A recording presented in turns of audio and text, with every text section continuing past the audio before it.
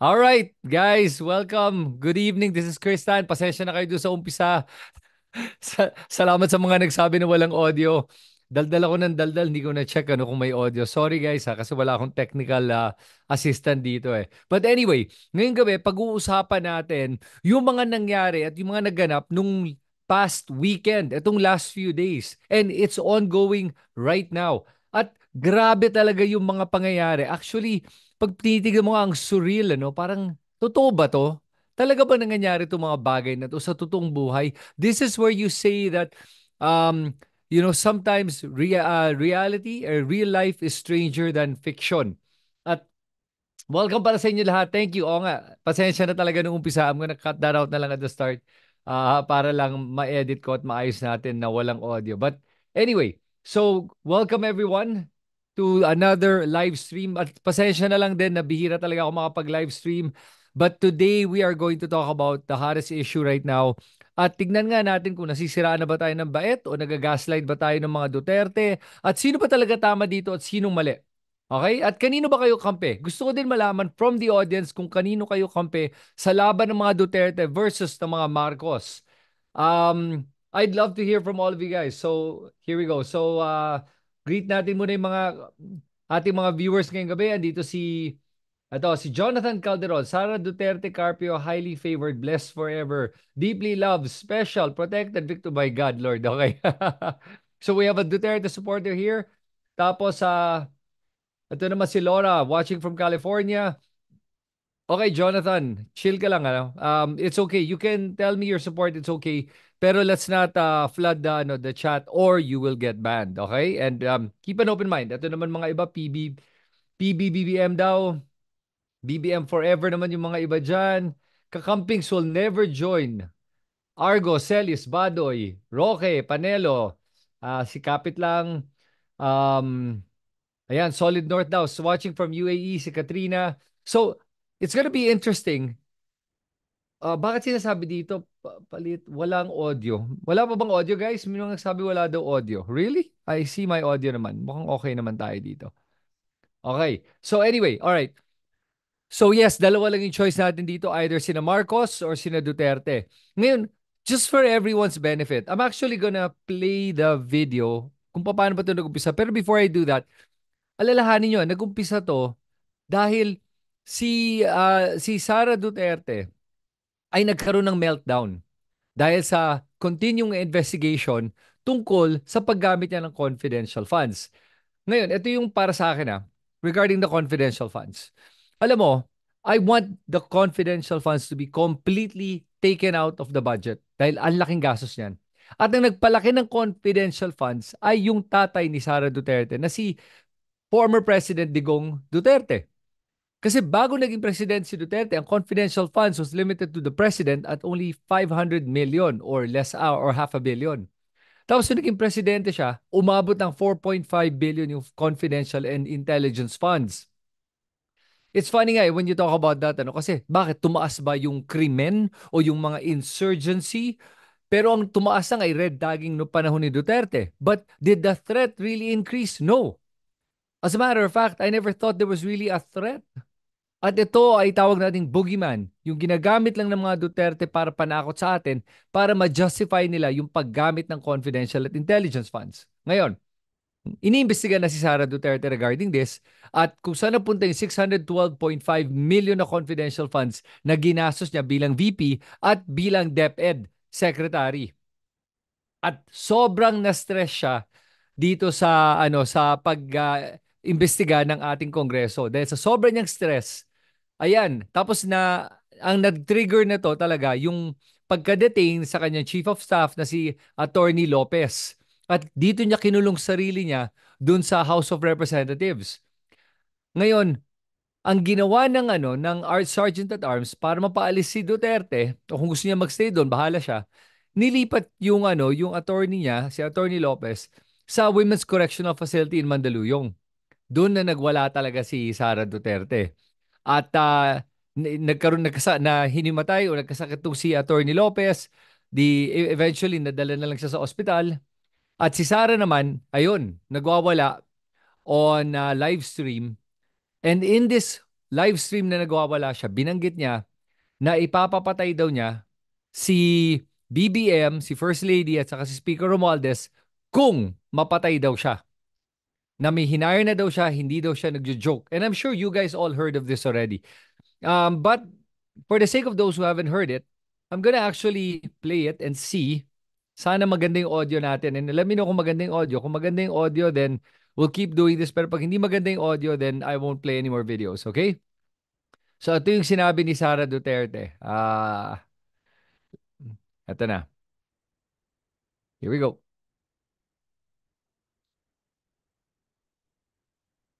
Huwag kang mag-alala, ma'am, sa security ko. Kasi may kinausap na ako na tao. Sinabi ko sa kanya, pag pinatay ako, patayin mo si BBM, si Lisa Araneta, at si Martin Romualdez. No joke. Yan.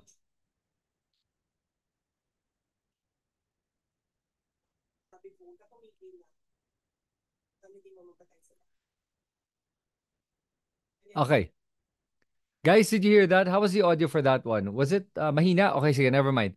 Sige, ayusin ko na lang yan for next time. But anyway, so ito yung nangyari dito, guys. Sinabi niya, inulit niya 2 beses na no joke. Sinabi niya nag-hire siya ng papatay kay BBM, kay Lisa Marcos, at saka kay Speaker Romualdez. Ang tanong ko sa inyo, ang nangyari dito ay sumagot din si BBM. As a matter of fact, sobrang nag-wonder nga kung sasagot si BBM kasi non-confrontational yan si BBM. Takot siya sa confrontation. Pero dito nabilib ako sa kanya dahil sa kanyang response na matapang na response.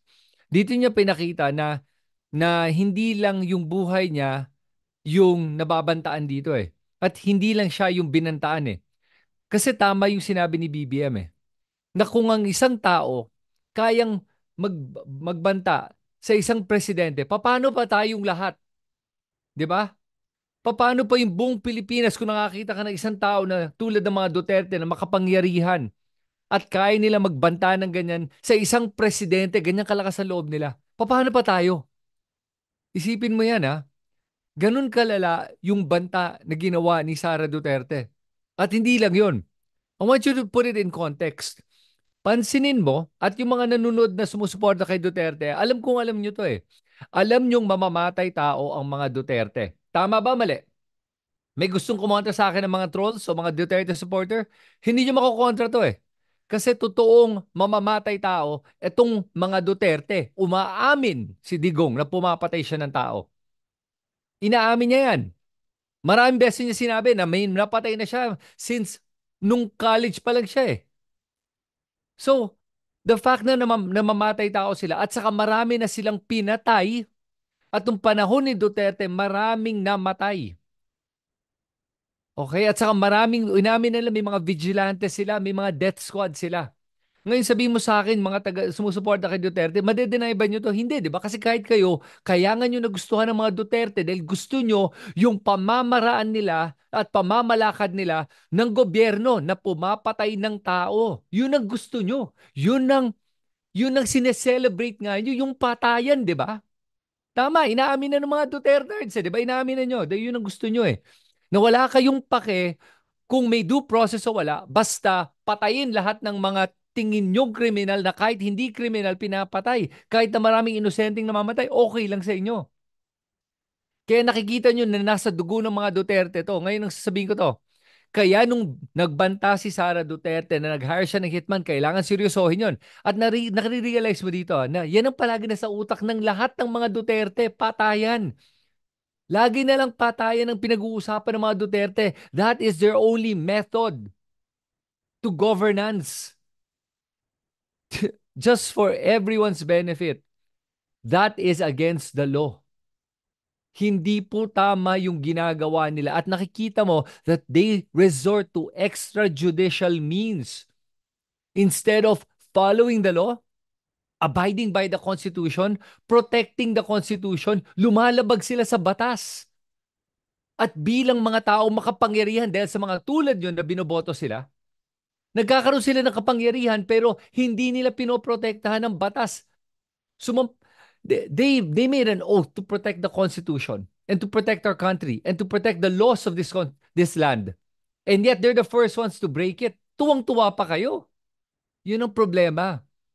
Nakita mo sa pagbanta ni Sara kung paano ba mag-isip itong mga Duterte. They're not looking at due process. They're not looking at following the law. Nakakalungkot na mga lawyers pa tong mga to. Tapos ganyan sila. Hindi nila ginagamit hindi na pinoprotektahan ng batas at inaabuso pa nilang kanilang kapangyarihan. Tapos sinusuportahan nyo yan? Apparently nga may mga iba nga dyan sa EDSA daw ngayon. Ewan ko ano ba pinaglalaban nila? Ha? Ano ba pinaglalaban nyo sa totoo lang? Kaya kung sinusuportahan nyo, okay, ang mga Duterte, pag-isip-isipan naman natin kung nasa tamang pag-iisip pa ba kayo kasi hindi nyo gusto ng presidente eh. At ng vice presidente, gusto nyo mga vigilante eh. Hindi dapat binoboto yan eh. O, lagyan mo na lang ng maskara yung mga yan, gawin mo na lang silang ano. Sige, mga superhero na kung ano nung iniisip nyo. Naintindihan ba niyo yung problema sa inyong pag-iisip? So ngayon nakikita mo, di si Sara Duterte, sasanay niya sa ganung klaseng gawain. At gawain ng tatay niya, yan ang iniisip niyang gawin sa kanyang mga kalaban. Yan ang nakakatakot. Paano pa tayong lahat? Kaya importante that BBM took a stand. Dahil yun ang trabaho niya bilang presidente. He has to take a stand. Dahil hindi lang siya ngayon nabantaan, dahil lahat tayo pahamak. Kung itong babaeng to, ganun kalakas ang loob, paano pa tayong lahat? Kawawa talaga tayong lahat. Kawawa ang lahat ng Pilipino pag makalaban nyo ang mga Duterte. Kaya kahit kayong mga supporters, kung bigla na lang bumaliktad kayo o hindi kayo nag-agree sa gusto nilang gawin kahit na may ginagawa silang katiwalian, patay kayo. Yan ang problema. Kasi originally naman, simple lang ang usapan. Bakit ba nag-breakdown si Sarah? Nag-breakdown yan kasi sa investigation about the confidential funds. At sino ba nagpalaki ng confidential funds? Siya, tatay niya, pamilya Duterte. Yang Davao, may 500 million confidential funds kayo dyan. Oh, saan napupunta yan? Nakikita mo ha, nung iniimbestiga na si Sara Duterte, nakita mo lahat ng mga tao niya, staff niya, may napansin ba kayo? Sorry meron ako napansin na hindi ko binabalak maliitin o kaya insulto nito mga to, pero they're not qualified. They are not qualified. Atong si Gina Acosta, pagpakinggan mo paano sumagot, that person is not qualified to be a special disbursing officer handling hundreds of millions of pesos. And nakikita mo dito, there are a lot of anomalies. And nabuking na nga si Sara Duterte dahil mismo si Gina Acosta ang nagsabi na nainutusan lang siya kaya niya to ginagawa. Pero hindi niya alam kung anong ginagawa niya.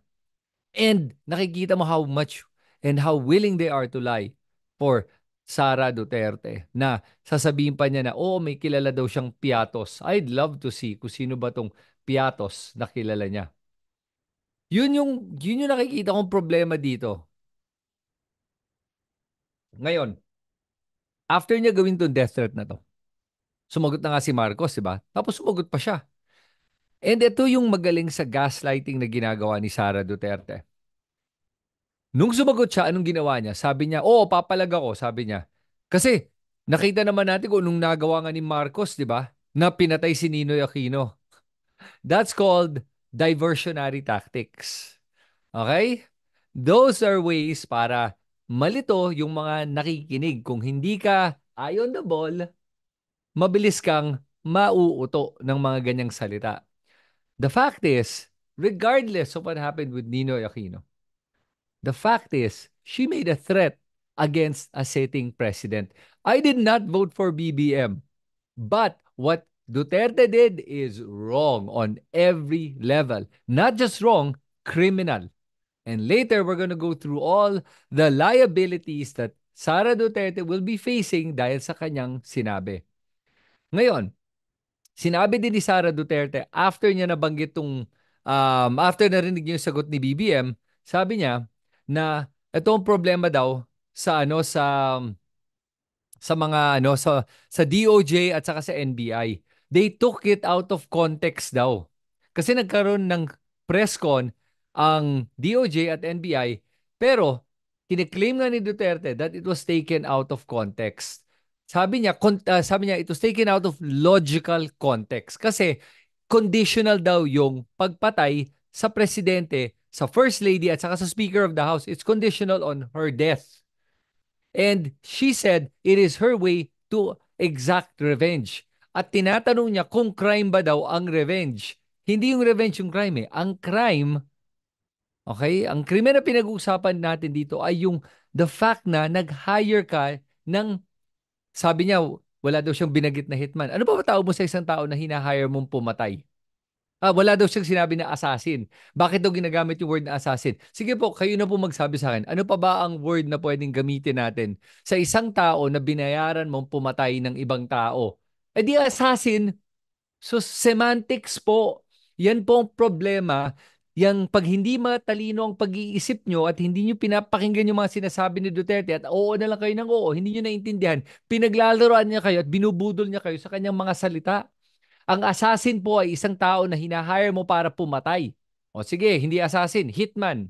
O ano pa gusto mo? Angel of Death ng mga KOJC? O ano pa? Uh, the fact is, it's a killer, a murderer, an assassin, somebody you hired to kill the president. Ngayon, let's talk about yung sinabi niyang conditional daw to. Alam mo sa akin, ano, whether it's conditional or not, regardless of conditional or not, a grave threat is a grave threat. Nakalagay yan sa batas that when somebody makes a grave threat with conditions or none, yari ka doon. You're gonna be charged and you're going to jail. All right? That's the bottom line with this. Now, hindi lang grave threat yung problema natin dito. All right? There's now a case that they're filing against her for the anti-terrorism law. And the irony is this.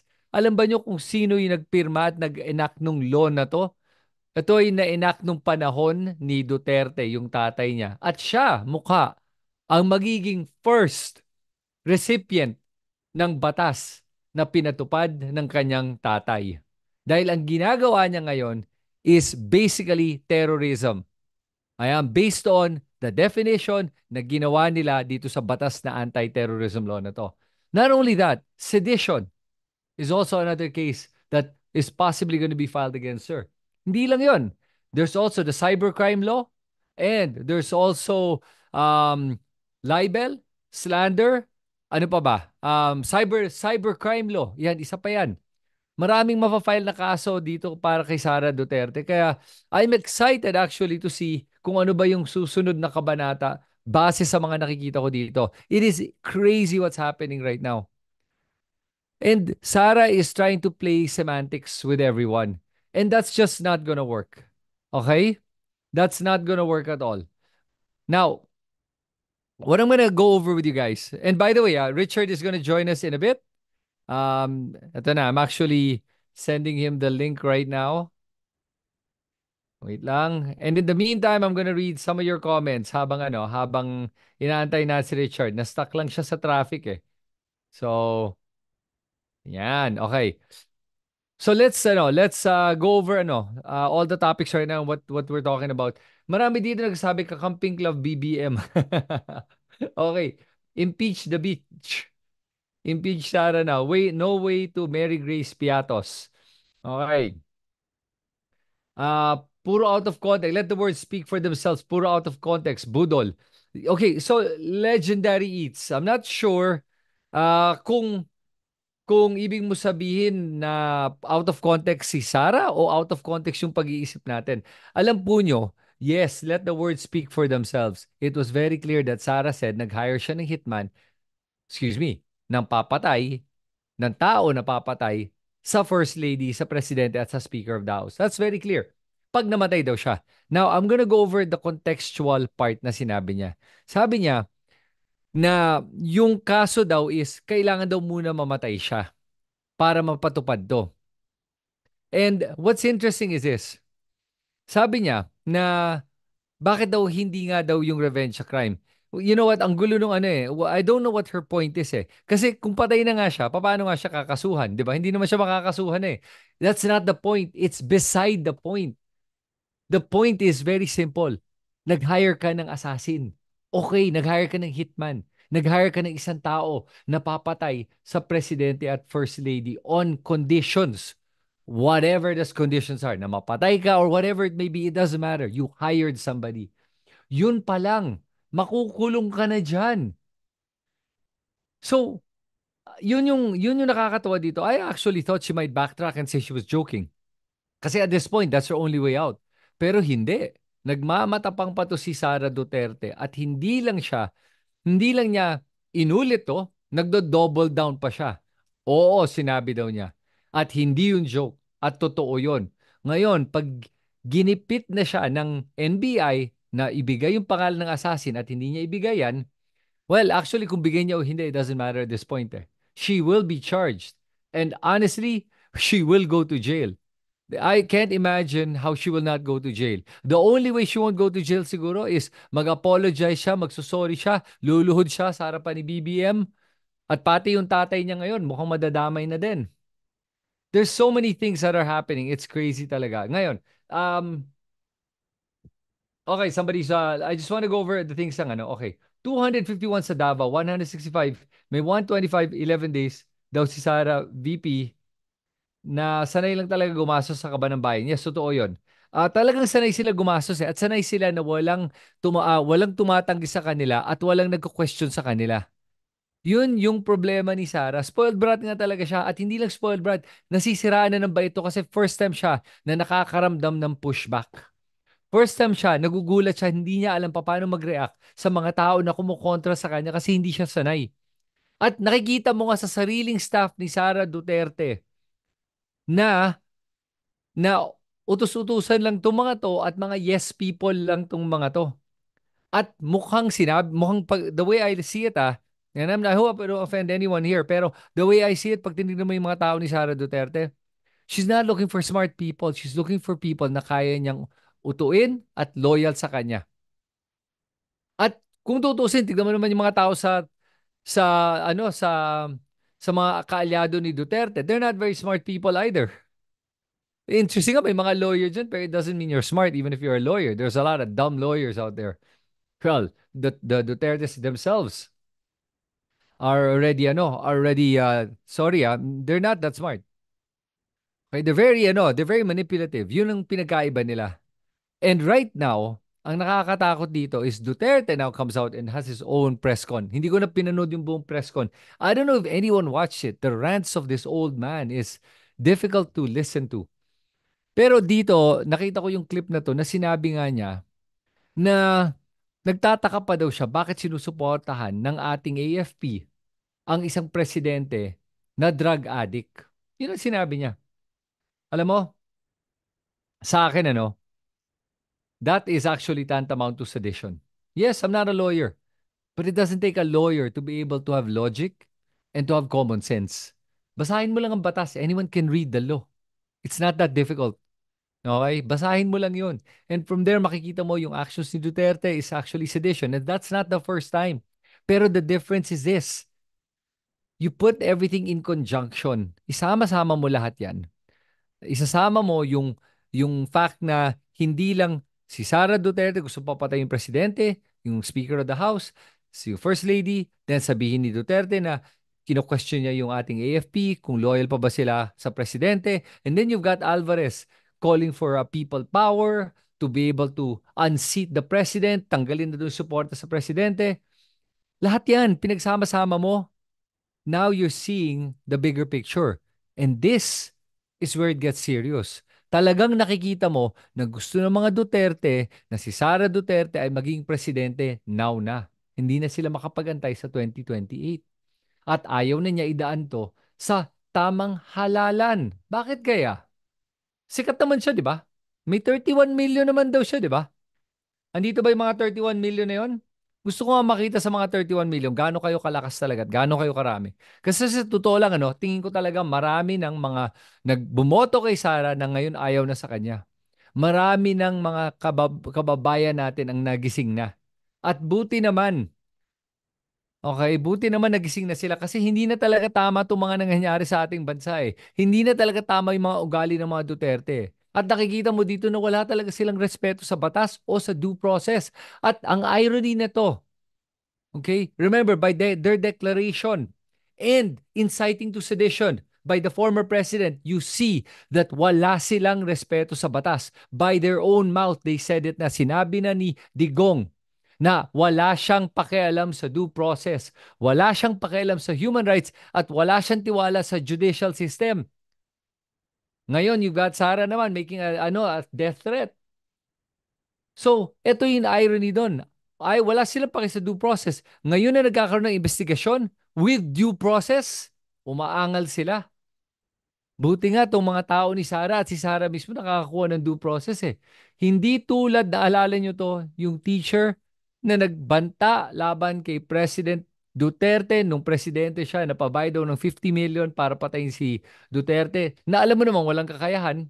Alam mo naman na sinabi lang niya to. At yet, hinuli agad ng NBI.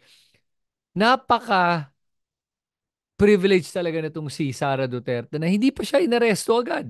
Ini-invite daw siya for investigation. Alam mo nakakapagtaka dito. Ini-invite siya for investigation. Pero honestly, if I were Sara Duterte, I would invoke my right to self-incrimination. I I will invoke my right and say that I have the right to remain silent because anything I say can be used and will be used against me in the court of law. And at this point, shut up na siya, huwag na siya nagpe-press con. I mean, she can if she wants. Pero kung may abogado siya matino, sabi sa kanya, Sarah, shut up ka na. Dahil you're digging a deeper hole. Her second pronouncement and admission that she did hire an assassin is digging a deeper hole. Hay, tapos isipin mo, this is all on top of the impeachment case that's probably going to be filed now against her. For the people that are watching, okay? I don't know kung merong mga Duterte supporters dito. Gusto ko talaga kayong, i-call out dito, no? So, tingnan natin, people that voted for because of PBBM, not because she is a Duterte. Okay, so, mukhang wala masyadong mga Duterte supporters dito. Pero anyway, sige. Ganito lang yung guys. Um, yung yung nangyari kay Sara Duterte, alam mo, sinasabi niya na pina-persecute daw siya at ino-oppress daw siya. You know, kung ikaw mismo, ano, kung hindi ka nga marunong mag-isip and you're not thinking critically, iisipin mo na totoo yung sinasabi niya eh. Pero remember, the investigation happened because may ginawa siyang katiwalian. May ginawa siyang mali. May ginawa siya that warrants the investigation to happen. Kaya wag niya sasabihin pina-persecute siya kasi kung wala siyang ginawang mali, wala naman tong mga hearing na to na nag-aaksaya ng oras lahat ng ating mga kongresista. My God, 15 hours a week, 15 hours per day ginagawa nila just to do these hearings. Tapos para lang for a show. My God. Alam mo, hindi tayo mag-aaksaya ng ganyang oras sa wala eh. Meron talagang ginawa si Sara Duterte. That's the problem. And ngayon na nag-hearing na, nakikita na nating lahat yung ginagawa na mali ni Sara Duterte at ang nagtatanong ako sa inyo talaga. Kayo ba naniniwala kayo may Mary Grace Piatos? May Kokoy Villamin? At kung ano pa yung mga pangalan daw na lumalabas dito sa mga hearing na to na nakikita natin, itong mga acknowledgement receipts. At sa totoo lang, ang bait ng Quadcom kay Sara at sa mga staff niya. Nung huling hearing, ang bait nila. Because they were lying to their teeth about what they say they know or they don't know. And pasahan na to. Ngayon yung mga disbursing officers natin, pinasa na yung responsibility kay La Chica at kay Nolasco. And so in the next hearing, maririnig natin ngayon, itong dalawang officers na to, si Nolasco at saka si La Chica, I think they're military or they're police, I'm not sure. And then, tignan natin kung ano sabihin nila kung saan napunta yung pera. Kasi, nakakapagtaka talaga, yung pagkagawa ng acknowledgement receipt tapos lumalabas, hindi naman pala ang mga disbursing officers ang nagpapirma daw nito na sila chika lang daw yan at saka si Nolasco. Ngayon malalaman natin kung anong excuse ang gagawin naman nung dalawang to. Pero sa akin, if I were them, tell the truth. Because at this point, that's their only way na lang. Kasi they're digging themselves deeper at pag hindi magsinungaling lang sila and sabihin nila, Ma'am, sir, kasi yung pera binigay sa amin pero pinamigay namin at hindi namin pwede banggitin yung pangalan. Kaya finake namin yung acknowledgement receipt. Well, that's against the law. At hindi lang yon. Nagtataka nga ako, dito ko nakita na ang bait talaga ng ating mga kongresista eh. Because the fact is, yung ginamit nga nila for medical supplies and medicine, yung confidential funds, yun palang mali na yun. Okay? They are actually liable for this na. Kaya yung mga staff na yan, pwede na protektahan si Sara pero nakikita mo that lahat sila, including Sara Duterte, will have to answer for this illegal activities that they're doing with our money. Pera ng kaban ng bayan yan. Pera nating lahat yan. Pinaghirapan natin yan. At sa mga nagsasabi na ba't hindi natin imbestigahan ang presidential confidential funds. Hey, I'm all for it. But we start somewhere. Buksan natin to, malaman na natin at from here, malalaman natin kung ano yung kailangan gawin moving forward. And ang legislation na gusto ko makita ay tanggalin na tong confidential funds. And honestly, BBM is going up the ranks in terms of approval. Tama yung huling ginawa niya. At hindi lang tama yung huling ginawa niya sa standing up for the Constitution, for himself, and for the Filipinos. Pag kinancel niya at tinanggal niya yung line item ng confidential funds, at least bawasan niya for president at ibalik niya sa half a billion, that's a big step. That's gonna earn him a lot more points and approval ratings. At yun ang importante. And for the Congress naman, para magkaroon kayo ng credibility, dapat yung gawin yan na ibaba, kasi kayo yung power of the purse eh. You're the one that approves the budgets. Ibaba nyo yung budget. Tanggalin na yung mga confidential funds yan. Or minimize it and put it where it's needed. And the office of the vice president is not needed. DepEd, not needed.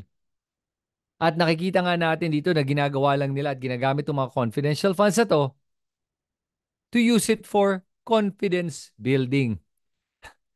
Ganun ka, wow, ganun ka hina ang comprehension skills ng mga tao ng VP na para gamitin ang confidential funds for confidence building.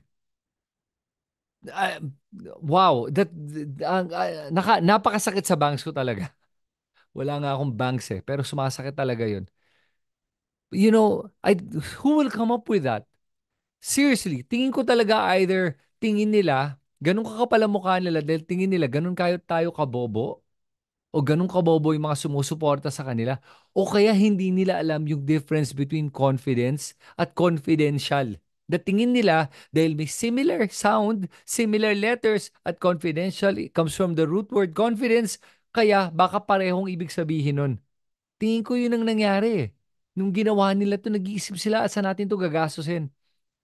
Kaya nagkaganyan-ganyan na eh. Okay. So ngayon, okay, ito si let's see, kung ano mga sinasabi ng mga tao sa ating comment section ngayon. Kung walang apoy, walang usok, si Sara ang nagsimula ng chaos na nagyayari sa kanya ngayon. Walang Mary Grace Piatos at walang Kokoy Villamin. Merong Yoyoy Villamin, yung singer. Niloko lang niya ang gobyerno, niloloko nila ang government. Rika Galang, totoo po yun. At ito nga yung sinasabi ko, kaya nga nagtataka ako doon sa mga tao na nasa Veterans Hospital ngayon o kaya nasa Davao na nagpo-protesta o may mga tao daw sa EDSA Shrine. Wag na po kayo magpapagamit sa mga Duterte. Kasi kayo mismo ang ginagago nila. Magkakasama tayo dito, pare-pareho tayong lahat na gusto ng kapayapaan at ayaw natin ng katiwalian. Pare-pareho lang tayo. Kaya alam po nyo, hindi po kayo, wag po kayo sa amin magagalit. Hindi po kami ang kalaban. Ang kalaban po natin dito ay ang mga Duterte. Pare-pareho ang kalaban natin. Magaling sila mag-divide sa atin. At pinapalabas nila na tayo ang magkalaban, na kami ang kalaban. Hindi po yun. Hindi po kami kalaban. O hindi po kami ang nasa kapangyarihan. Sila po ang nasa kapangyarihan. Sila po ang tunay na kalaban ng lahat ng Pilipino at ng Pilipinas. Kasi po, nilalabag nila ang batas. At bilang vice-presidente ngayon at yung tatay niya na dating presidente, sila po dapat ang mangunguna sa pagpoprotekta sa batas. Pero sila ang nangunguna sa paglabag sa batas. Ang kulit ko, no? Sinasabi ko na to paulit-ulit. Pero sana po pumasok na to sa utak nyo. Hindi po ako galit sa mga sumusuporta kay Duterte. Naaawa po ako. Kasi po kayo din po kahit na sinusuporta nyo sina Duterte, pinaglalaban ko po kayo. Pinaglalaban namin lahat kayo. Kasi yun yung nakikita kong problema natin ngayon eh. Ay dinidivide nila tayong lahat para mag-away-away tayo habang sila nangungurakot. At sa mga hindi naniniwala na may kurakot na ginagawa ang mga Duterte, huwag mong kakalimutan kung bakit nagwawala si Sara ngayon. At huwag mong kakalimutan na hindi niya sinagot ever kung saan ba napunta tong confidential funds na to. At ang pinaglalaban niya ay walang karapatan ang ating Kongreso para gawin tong hearing na to. Actually, meron silang karapatan because they hold the power of the purse and they can do any investigation they want in aid of legislation. So, nasa karapatan nila na gawin yon. At ang problema, ang Vice Presidente ay humaharang sa paggagawa ng tamang investigasyon dahil siya po ang may problema. Ngayon, pati yung tatay niya, ganun din po. Kailan nagagalit yung tatay niya? Tatawa-tawa, pa-joke-joke, pero nung unang binanggit sa kanya at every time binabanggit sa kanya, yung kanyang bank account na yan, napipikon siya. Nakakalimutan na niya ang sarili niya at nagwawala na siya at kung ano-ano na yung lumalabas sa bibig niya. Kaya nung binanggit sa kanya ni Sunny Trillanes, nabuksan ang kanyang bank account at pinakita yung mga transactions apparently from that BPI account totaling 2.5 billion pesos, nagalit si Duterte at hindi lang siya nagalit, napaamin siya na mayaman daw sila. At mayaman daw sila dahil entrepreneur daw at negosyante daw ang kanyang asawa. At tingin ba daw ng mga tao sa kanya na hindi nila kayang makakuha ng ganyang kalaking halaga ng pera? At binanggit din niya na tingin ba nyo, ganun ba kaliit tingin nyo sa akin na hindi ko kaya magkaroon ng 5 billion pesos? Okay, sabihin na nga natin hindi totoong 5 billion dahil panay-exaggeration si Duterte according to the supporters. At sabihin na nga natin na panay hyperbole. O sige, pero the fact na pinaglaban niya na mayaman daw siya na marami siyang pera. Sabihin na nga natin 1 billion o 2.5 tulad ng sabi ni Trillanes. O di nakikita mo mayaman pala si Duterte at yung pinapakita niya mga picture sa inyo na kumakain siya sa isang maliit na, na dining table at kumakain na siya ng tuyo. Ay, propaganda lang yan para mapaniwala kayo at iisipin nyo na, oo nga, mahirap lang si Duterte at wala siyang pera. At pansinin nyo since he stepped down from power, paulit-ulit niya sinasabi niya wala siyang pera, pension lang daw siya, mahirap lang daw siya. Pero nung binanggit na ni Sunny Trillanes yun, bumaliktad siya at inamin niya na marami pala siyang pera. At alalahanin nyo hindi ka magbibigay ng reward na 1 million pesos. O kaya, sorry, hindi ka magbibigay ng tulong na 1 million pesos para sa mga kapulisan kung hindi ganun karami yung pera mo sa bangko. So nakikita mo yung mga contradictions si Duterte. And the fact na hindi lang siya nagwawala tuwing binabanggit yung bank account niya, ayaw niyang magpirma ng waiver para buksan yung mga accounts niya. Okay? Ngayon, ayaw niyang buksan ayaw niyang pabukas. Sa akin lang, wala kang tinatago, ba't niyong buksan? Di ba? Hindi lang yon. Remember, he's the only president na hindi nagpakita ng salin. Nag-refuse to open his salin. Tapos naniniwala kayo na mahirap lang to kasi kung ako mahirap lang ako, buksan nyo yan. Wala naman kayo makikita eh. Hipokrito talaga tong mga Duterte na to. Kaya kayong mga nagsusuporta kay Duterte, ilan ba sa inyo na ngayon nagsusuporta kay Duterte dito? Tingnan nga natin. Huwag na kayo mahiya, hindi ko kayo papahiyain. Kasi sa totoo lang, mga sagot pa lang nyo, pinapahiya nyo sarili nyo. Wala na akong kailangan gawin. Kahit murahin nyo ako dito, kayo rin, pinapahiya nyo sarili nyo. Kasi nakikita nyo ang tactic ng mga Duterte pare-pareho. Ano yung tactic na yon? Ano yung ginawa ni Duterte? Sabi niya, sampalin ko muna si Trillanes. Saka ko papakita sa inyo, bago ako magpipirma ng waiver, biglang pumayag si Trillanes sa hamon. O paano na? Wala na. Nagbago na naman ang hamon. Ganon din si Sara Duterte. Anong ginagawa niya ngayon? To try to distract you and divert your attention na sinabi niya papapatay niya yung presidente, anong ginawa niya sunod? Sige, sira ulo ko. Bakit wala pa nagpapadrug test? Ang galing Ang galing ng slide Biglang gusto niya pag-usapan yung drug test. Alam po nyo, hindi po issue ang drugs at kung sino ang nagda-drugs. Hindi po namin tinatanong kung nagda-drugs kayo, Sarah. Ang gusto ko malaman ay magnanakaw ka ba? At hindi yan mapapatunayan ng isang drug test. Kaya for you to change the narrative and say, let's all do a drug test. Nobody is asking you for a drug test. Mag-drug test ka mag-isa kung gusto mo. Mas importante, malaman namin kung saan mo nilagay at saan napunta yung pera, yung 612.5 million pesos na confidential funds. Yan po ang gusto naming malaman, hindi po yung drug test na pinipilit nyo. Ganon sila kagaling sa diversionary tactics pag hindi kayo nag-iisip ng tama. Kaya ginagawa natin itong mga video na ito ngayon at ganito mga live stream para turuan tayong lahat na mag-isip ng tama. At lalo pa tayo mapaisip ng tama. So, yun yung kailangan natin gawin. Okay? Lahat kayo, now na. Ayan, sabi dito, let's talk about the law. Takot? Sama mo pa si Claire. Oh, Trillian.